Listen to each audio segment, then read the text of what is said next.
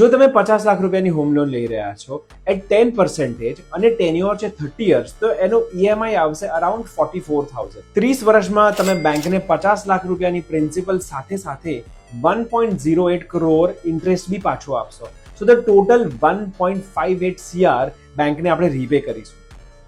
હવે આ ઈએમઆઈની સાથે સાથે આપણે એક નાની એસઆઈપી સ્ટાર્ટ કરી, અને એસઆઈપીની અમાઉન્ટ તો ઈએમઆઈના 10%. આપણા કેસમાં 4500 રૂપીસની એસઆઈપી આપણે સ્ટાર્ટ કરી.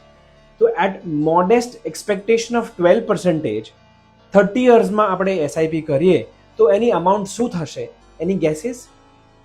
The total amount will be 1.58 CR. Coincidence?